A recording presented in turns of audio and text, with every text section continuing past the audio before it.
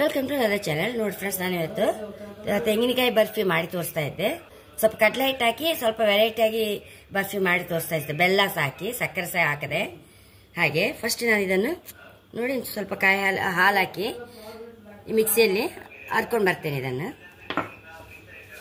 ಒಂದು ಚಮಚ ತುಪ್ಪ ಹಾಕೊಂಡು ಕಡಲೆ ಹಿಟ್ಟು ಹುರ್ಕೊಂಬರ್ತೇನೆ.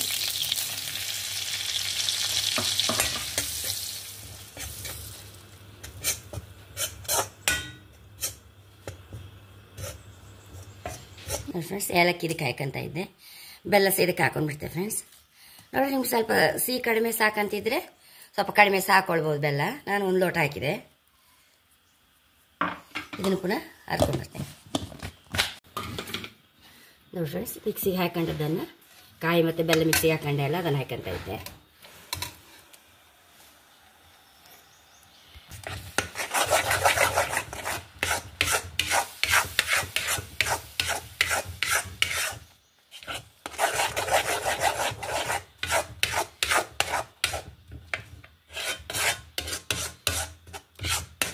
ಸಕ್ಕರೆ ಇಷ್ಟ ಆದವ್ರು ಸಕ್ಕರೆ ಸಹ ಮಾಡ್ಲಕ್ಕೆ ಹೀಗೆ.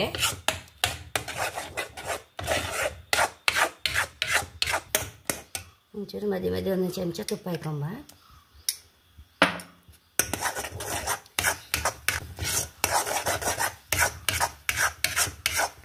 ಫ್ರೆಂಡ್ಸ್, ಈಗ ಆಗ್ತಾ ಬಂತು ನೋಡಿ.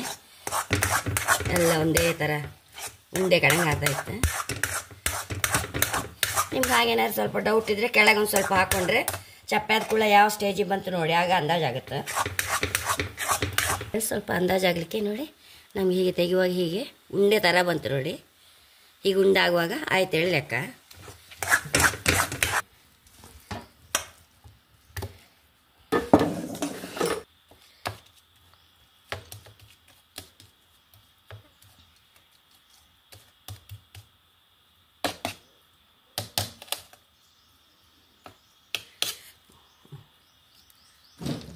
ಸ್ವಲ್ಪ ಚಪ್ಪೆ ಆದಮೇಲೆ ಪೀಸ್ ಮಾಡಿ ತೋರಿಸ್ದೆ.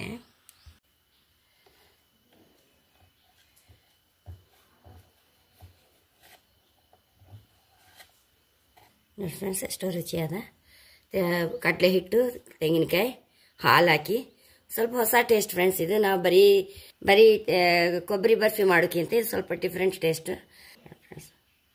ಲೈಕ್ ಆಗಿದೆ ಫ್ರೆಂಡ್ಸ್, ಖಂಡಿತ ನೀವು ಸಹ ಟ್ರೈ ಮಾಡಿ. ನನ್ನ ಚಾನಲ್ ಇಷ್ಟ ಸಬ್ಸ್ಕ್ರೈಬ್ ಮಾಡಿ, ಲೈಕ್ ಮಾಡಿ, ಕಾಮೆಂಟ್ ಮಾಡೋದಂತ ಮರೆಯಲೇಬೇಡಿ. Thank you.